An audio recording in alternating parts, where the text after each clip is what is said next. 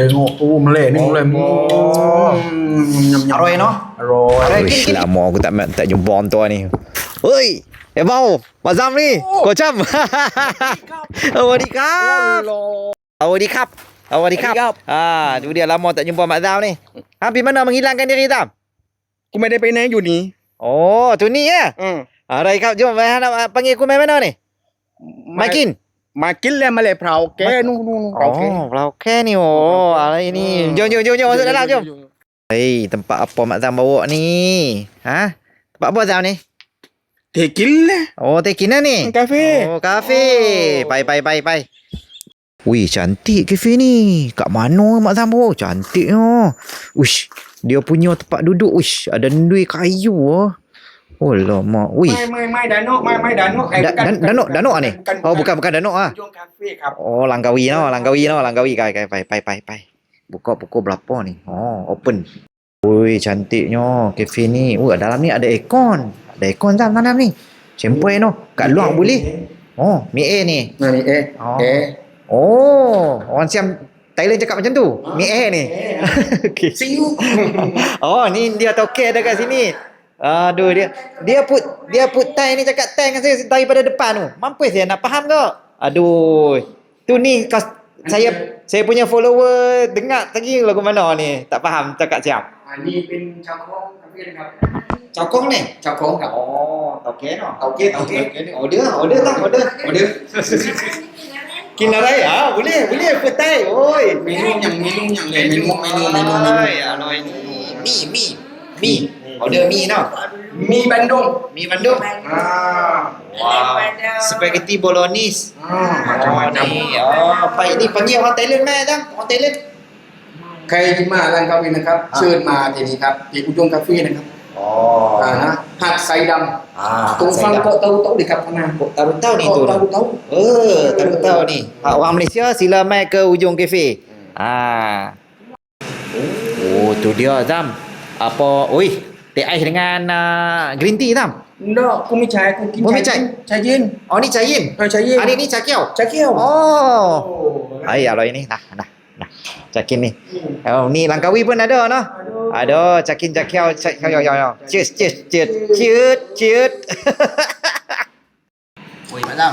Minum mana-mana tak takut kencing manis ah? Ha? กูไม่กลัวเบาหวาน Kau bawan. เบาหวานกูไม่กลัวเบาหวานแต่กูกลัว Oh. Kencing kawan. Kencing kawan. Dah. Cheers. Tu dia Zam mai dah Zam. Oi, ni apa special? Oh, special Mak Zam order kedai ni. Masya-Allah. Adik beradik. Oish. Pek ngo nyok dengan sambal dengan ikan bilis. Yang ni mi Bandung udang mai kat aku. Aku makan udang. Hang makan apa? makan tulang Wih, ni lagi sedap dah. อันนี้เป็นมีบันดงเนื้อนะครับกระดูกด้วยครับ Oh, tak cik aku kena melek esok makan mi tulang pula. Wang tengok Malay ni mulai Arwah no? Arwah. Arwah kin. Kin. Bismillahirrahmanirrahim. Oh, Muslim. Siap Muslim ni. Muslim. Oh, okey. Makan. Oh, alhamdulillah. Allah. Aroi mak ni ơi. Siap kata apa Zam? Arwah jing-jing. Aroi cincin. Tu dia geng. Mai geng. Jemput makan geng. Tu dia udang depas udang tohe Zam. Udang fresh tu. Ni.